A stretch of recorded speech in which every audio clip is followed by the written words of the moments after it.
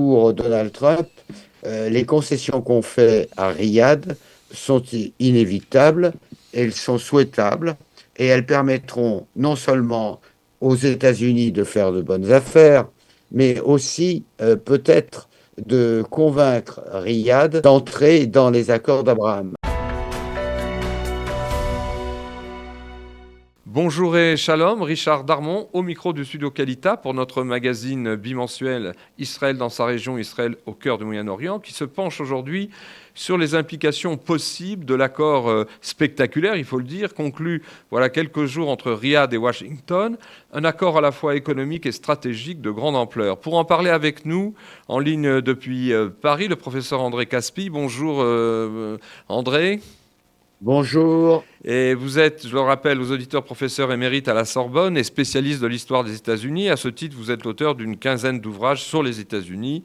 Et donc, quelqu'un qui connaît de près, je dirais, les coulisses de la politique américaine. Alors, première question, dès la signature de ce pacte le 19 novembre dernier, des experts israéliens, nombreux et d'ailleurs d'options différentes, se sont montrés inquiets ou du moins soucieux pour deux raisons après la signature donc, de cet accord. La première raison, c'est que, ont-ils expliqué, Riyad et Washington ont signé ce pacte avant même l'application complète des deux premières étapes du plan Trump de cessez-le-feu à Gaza. Et pourquoi, quel rapport, pourquoi cette inquiétude, alors que donc justement le Hamas est loin d'être désarmé, ce qui donc pose un problème, ont-ils dit, parce qu'en signant peut-être un peu trop vite ce pacte, Trump se priverait donc d'un important moyen de pression par l'intermédiaire de l'Arabie saoudite auprès du Hamas. Et ce, donc avant même que Riyad ait rejoint les accords d'Abraham, comme c'était peut-être en question là, depuis quelques semaines, les accords d'Abraham de 2020. Alors qu'est-ce que vous pensez de cela, la manière dont ce pacte est lié à la situation à Gaza ou pas et aux accords d'Abraham? Non, ce qu'il faut, je crois, bien souligner, c'est la volonté de Donald Trump d'être en rapport très étroit avec l'Arabie saoudite. C'est-à-dire qu'au fond, l'Arabie saoudite, c'est pour les États-Unis de Trump certainement l'un des principaux alliés dans cette région du monde. D'abord parce que cela correspond aux affaires que mène son gendre ou qu'il mène lui-même avec les Saoudiens, et puis aussi parce qu'il a la conviction que par l'Arabie saoudite, il pourra sans doute établir une zone de paix dans cette région du monde qui manque précisément d'une zone de paix. Alors, ça veut dire que pour Donald Trump, les concessions qu'on fait à Riyad sont inévitables, elles sont souhaitables et elles permettront non seulement aux États-Unis de faire de bonnes affaires, mais aussi peut-être de convaincre Riyad d'entrer dans les accords d'Abraham, à condition, bien sûr, qu'il y ait de la part d'Israël des concessions, et notamment des concessions sur la Cisjordanie. Donc tout cela en somme pour vous dire que c'est extrêmement compliqué de démêler les motivations de Donald Trump, parce que ce sont à la fois des motivations d'affaires, Donald Trump est un businessman, et aussi peut-être des réflexions ou des ambitions concernant le rétablissement d'une situation plus ou moins pacifique dans cette région du monde. Alors, en fin de compte, ce qu'on peut dire, c'est que pour Donald Trump, je le répète, l'Arabie saoudite est le principal allié des États-Unis. Alors, est-ce que c'est un allié plus proche qu'Israël? C'est à discuter, mais en tout état de cause, ce que veut Donald Trump, c'est réussir à placer l'Arabie saoudite dans cette région du monde de telle façon que ce soit l'élément moteur d'une nouvelle démarche. Et dans cette nouvelle démarche, ce serait la reconnaissance par l'Arabie saoudite des accords d'Abraham. Bien, alors l'autre sujet d'inquiétude connoté et relevé en Israël est quant à lui plus sur un plan stratégique et militaire. Il concerne la promesse de vente par les États-Unis de plus d'une vingtaine, 25, même 30 chasseurs-bombardiers super sophistiqués, ultra modernes. Dernier cri, des F-35. Si ce deal se réalisait, relèvent les experts donc en Israël, ça ne manquerait pas de réduire complètement l'avantage stratégique d'Israël sur Riyad, puisque l'aviation israélienne, depuis déjà 2-3 ans, possède ces F-35 qui lui ont grandement servi lors de la guerre des 12 jours contre l'Iran au mois de juin dernier pour battre en brèche les installations et les équipements nucléaires et aussi tout le leadership militaire iranien. Alors est-ce que vous êtes aussi inquiet de cet aspect plus stratégique, plus technique, on pourrait dire, du deal qui a été conclu? Ben, il est évident que là, Donald Trump prend des risques et fait prendre des risques à l'État d'Israël. C'est-à-dire que pour Donald Trump, l'État d'Israël n'est pas le seul point d'appui pour la diplomatie des États-Unis. Je le répète, ce qu'il souhaite avant tout, c'est en somme établir une sorte de géographie de la paix et une géographie de la paix qui comporterait précisément l'entrée de l'Arabie saoudite parmi les alliés étroits qui sont très étroits par rapport aux États-Unis.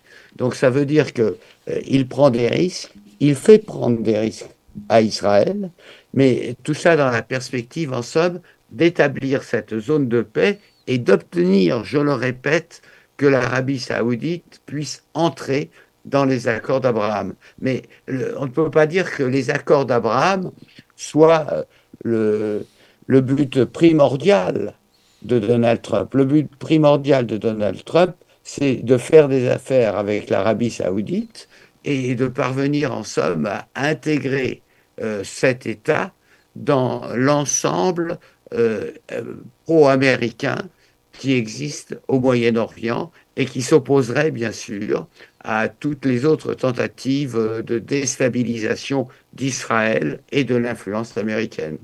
Alors, on a justement l'impression, comme vous le disiez, que Trump, qui adore les shows médiatiques aussi, agit plus comme un homme d'affaires, comme vous le disiez, un homme d'affaires rompu, il est vrai, à la signature, à la conclusion de deals portant sur des milliards de dollars, puisque la somme que vont investir ou ont annoncé investir les Saoudiens, au départ on a parlé de 600 milliards de dollars, et puis finalement le jour même, MBS a fait monter cette somme à 1 trillion, c'est-à-dire 1000 milliards de dollars, ce qui est une somme hallucinante.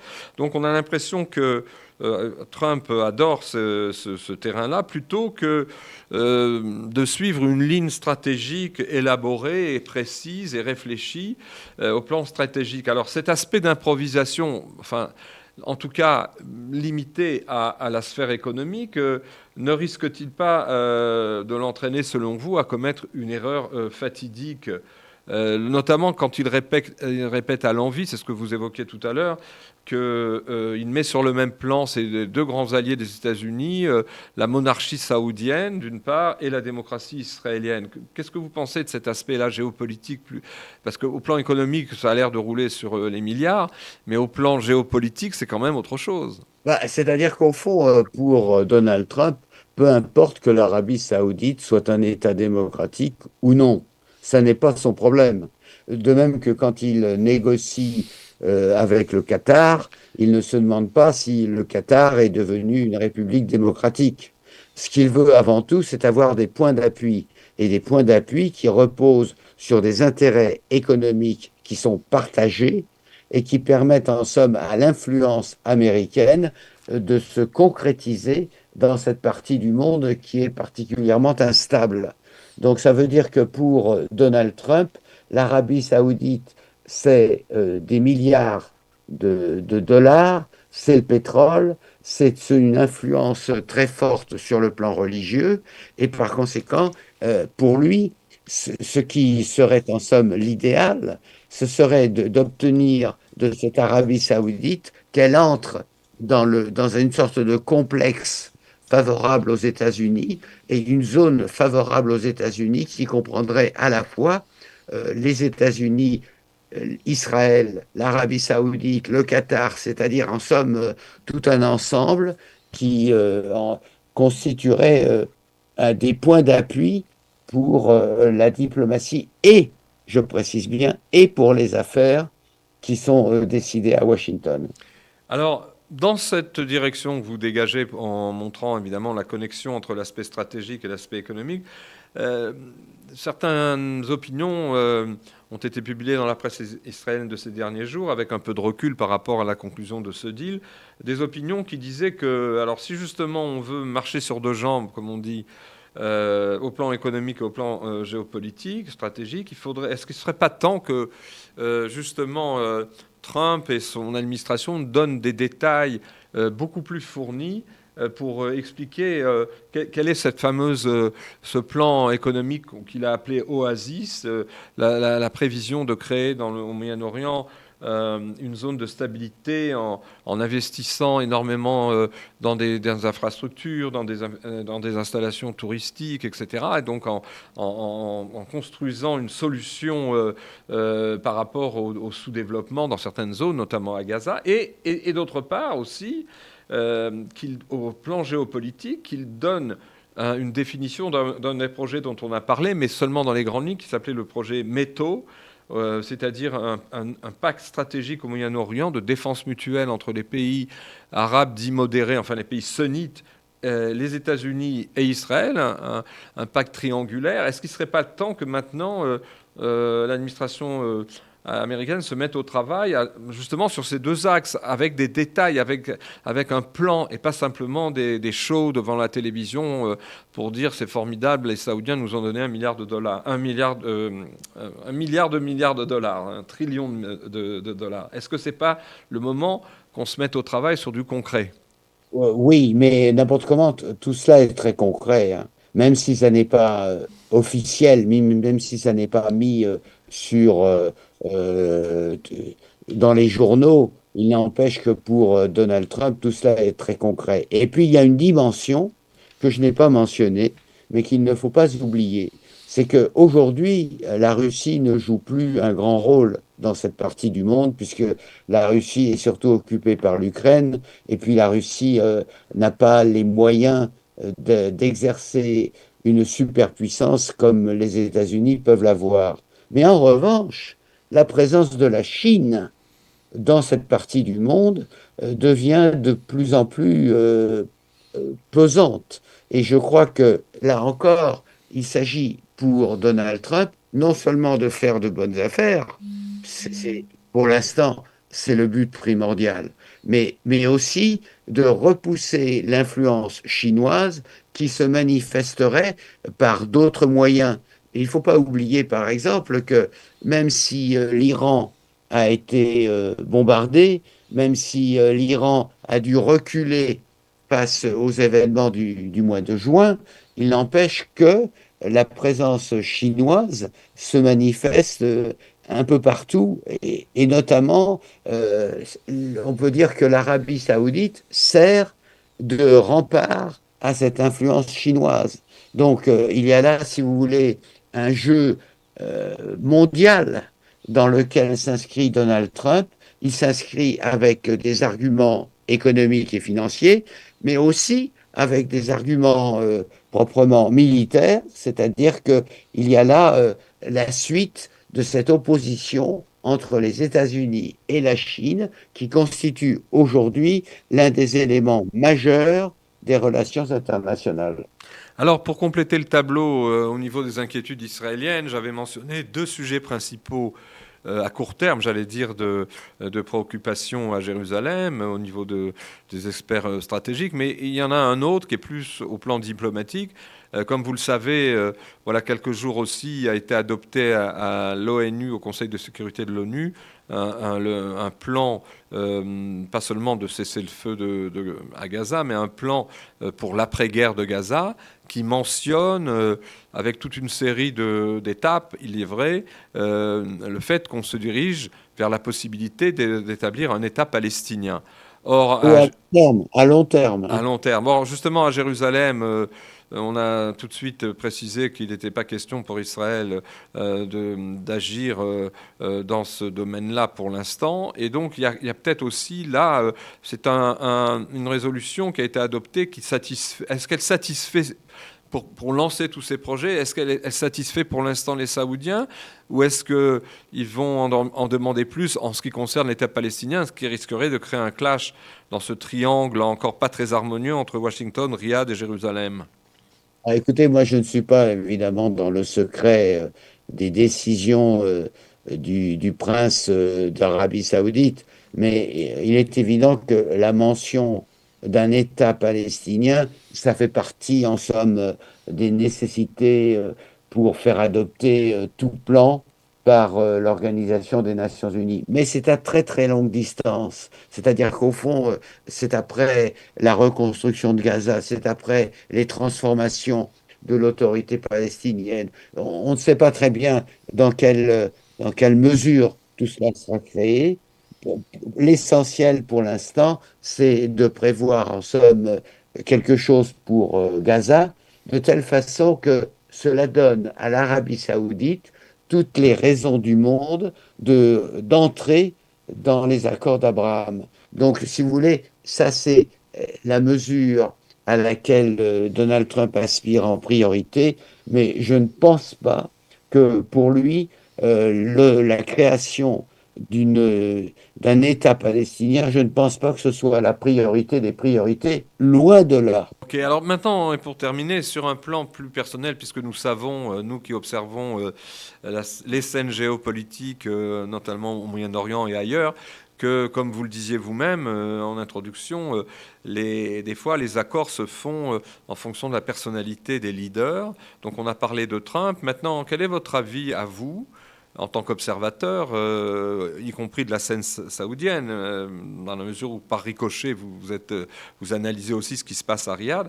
Est-ce que la personnalité de MBS, Mohammed Ben Salman, Salman, pardon, qui est disons celui qui a en charge les affaires et l'avenir de l'Arabie Saoudite, est-ce que sa personnalité faite à la fois de haute tradition islamique, puisqu'on le voit sans cesse, contrairement aux gens du Qatar qui alternent dans des costumes européens et aussi en djellaba, lui, il est uniquement en tenue de bédouin du désert.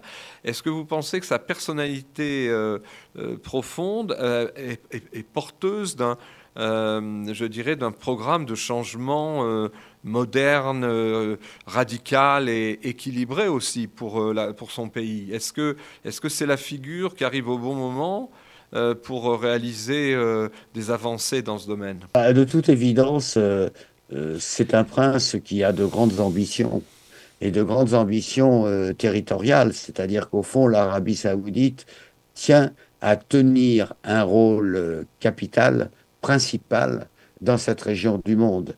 Et elle le tient sur le plan religieux, mais elle le tiendrait aussi sur le plan politique, avec l'appui des États-Unis, avec la bénédiction en somme de Donald Trump, une bénédiction bien sûr toute laïque, hein, mais une bénédiction quand même, c'est-à-dire que ça voudrait dire que désormais, le grand État qui compte dans cette région du monde, c'est l'Arabie saoudite. Et à côté de ce grand État, un autre État comme l'État d'Israël, qui pourrait en somme faire l'équilibre, mais qui ne serait pas en opposition avec Riyad, mais qui serait, si on peut dire, je ne dis pas en collaboration parce que c'est trop fort, mais en complicité en tout cas avec Riyad, et qui permettrait en somme d'établir dans cette région du monde une sorte de domination des États-Unis, puisque on sait les liens très étroits entre Jérusalem et Washington, et bien des liens très étroits également entre Riyad et Washington, c'est-à-dire au fond de quoi assurer la paix et en même temps, comme je l'ai dit tout à l'heure, de quoi repousser l'influence de la Chine. Alors, je parlais d'ultime question, mais une autre me vient à l'esprit. Nous avons un maximum de minutes pour y répondre ensemble. Est-ce que, avec cet accord historique, on peut dire, entre Riyad et Washington, économique et stratégique, dont on a donné quelques détails ensemble. Est-ce qu'on ne revient pas aux fondamentaux, j'allais dire, de la politique américaine au Moyen-Orient, puisque ça fait belle lurette, après la Seconde Guerre mondiale, que Oui. Washington a misé, en fait, depuis longtemps sur l'Arabie saoudite pour justement cette coopération, pour assurer une présence au Moyen-Orient. Donc on est revenu avec Trump, malgré son excentricité ou son profil assez bizarroïde quelquefois, on en est revenu au classique de la politique étrangère américaine au Moyen-Orient. Oui, c'est vrai que si on se réfère à 1945, lorsque Franklin Roosevelt a rencontré Ibn Saoud, c'était déjà dans l'esprit de Washington l'idée que l'on pouvait s'appuyer sur l'Arabie saoudite. À l'époque, l'État d'Israël n'existait pas. À l'époque, l'influence chinoise n'existait pas. À l'époque, l'Union soviétique sortait à peine de la guerre et n'était pas une menace pour l'influence américaine. Donc, si vous voulez, les choses ont complètement changé par rapport à 1945, mais cela veut dire au fond que aujourd'hui, Donald Trump, tout en étant cet homme excentrique que vous soulignez, cherche à conserver et à accentuer encore la mainmise américaine sur cette région du monde. Il peut compter sur les États-Unis, il peut compter sur Israël, il peut compter sur l'Arabie saoudite. C'est déjà deux apports considérables, à condition, bien sûr, que l'Arabie saoudite et l'État d'Israël parviennent à s'entendre sur un programme minimum. Et c'est la raison pour laquelle, si vous voulez, il y a cette pression sur Israël pour obtenir un rapprochement plus marqué avec Riyad et la pression sur Riyad pour obtenir, là encore, la reconnaissance de l'État d'Israël par l'intermédiaire des accords d'Abraham. Eh bien, merci André Caspi pour ces précisions assez fines d'une situation, comme vous le disiez tout à l'heure, très sophistiquée. Merci d'avoir consacré votre temps pour le Studio Qualita et merci aux auditeurs que l'on retrouve dans 2 semaines pour notre prochain magazine. Au revoir Au et revoir, shalom. Richard.